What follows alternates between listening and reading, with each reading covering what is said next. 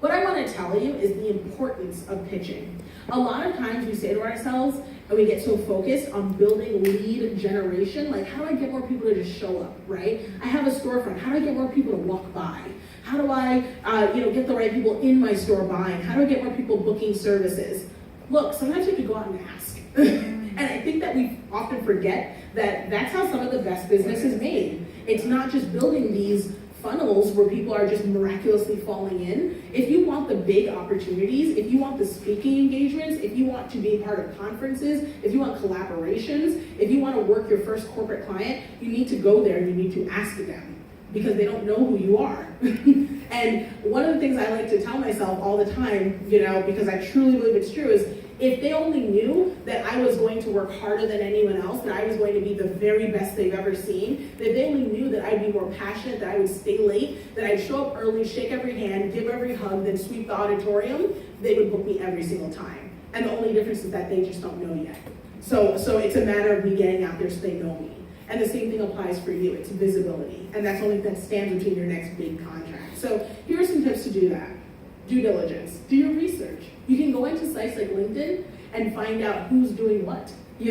Who's the head of business development at a certain company you want to work with? Who's in human resources if you're trying to get in and do a corporate training?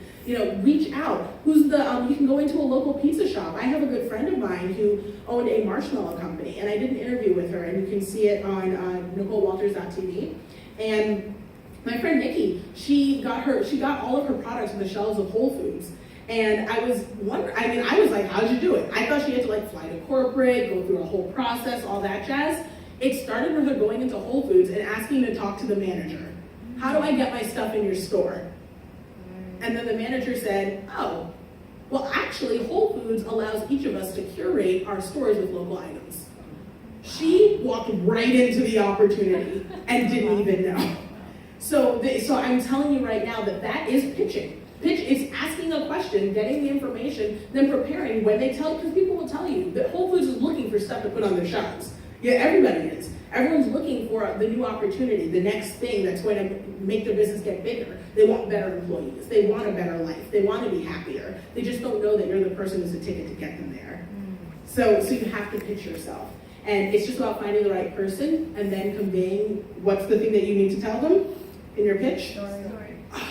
Look at this. You're all ready. That's it. Sales pros. That's it. You got it. So make sense, guys? Yes. Pitching. Don't just sit around worrying about funnels and leads that are going to get people to you. Go out there and get them yourself. The next one is the follow-up and the close. So we oftentimes, closing is like a whole big thing, like how to do it, how not to do it. And I actually have a course that I teach about it called Supercharge Your Sales. It's on Teachable? Yeah, so if you go to, I don't know the exact site. Okay, great. If you go to NicoleWalters.tv, I have a link to, if you click at the top products, I teach an entire sales course. It's my favorite course.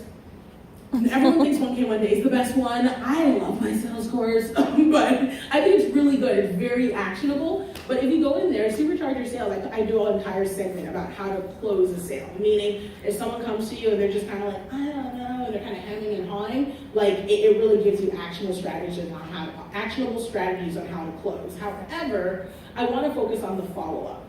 So I unfortunately have seen this sort of thing happening where, again, we're so focused on getting people into our business that once we're in, we're kind of setting it and forgetting it.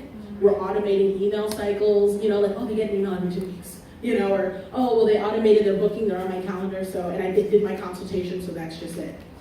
Every single person should be reaching out to their client after the fact. Whether it's a follow-up email that says, hey, thanks so much. I know that you've had your product now for 2 weeks. Can you give me some more feedback on what you think of it? Can you give me some more feedback on how you love it? Is everything working for you? If not, can we make it better? You should be reaching out because you want to talk about brand loyalty. This person already purchased from you. The amount of gratitude you should show them for giving you $1 to help you live in your purpose further. You should be reaching out to them and saying thank you, for that. And furthermore, they've already spent with you. You better believe that they're probably going to spend again. Yeah. Also keep in mind that if they aren't happy, where do you want them to tell that to? You.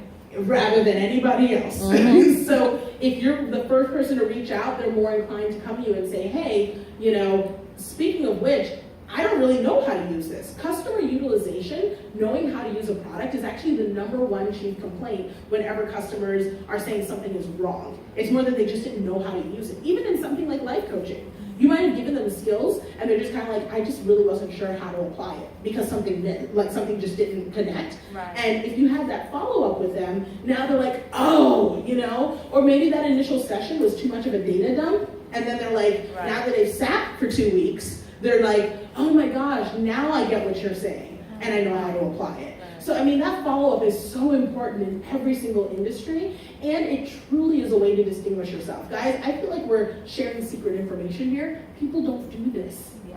People don't do this. And just as an example, I shop on Amazon like a crazy person. Like, Amazon literally should you send me like golden plaques and things because I don't leave my house. Like Amazon, my UPS guy, I have to buy him a big Christmas gift because he has delivered like bikes to my house. So truly, I shop there all the time. And one thing I've noticed is for the volume of things that I buy, it could easily be anywhere from 3 to 5 items a week, right? Because lotion, I buy everything on Amazon. 3 to 5 items a week. I get follow-ups on maybe 3 to 5 items a month. Where I'll get a follow-up email saying, hey, we noticed that you bought your such and such, and we're so glad and we hope you like it. If you really liked it, please give us a 5-star review. If you didn't like it, please follow up and let us know what you didn't like so that we can make it right. And I've noticed, and I'm just saying to myself, wow, out of the 20 people, 20% actually took the time to come back and say, how's this going? You better believe those are the companies I'm going to shop from again. And those are the companies that are going to get a star rating that's going to help boost their additional sales. Right. A simple thing, and this is just an email. No one's calling me, If they called me, if you don't think I'd be like, oh, this company, they're everything. I'm going to tell my friends about it, right? So understanding the follow-up is essential, and it's something that you've got to do. Got it?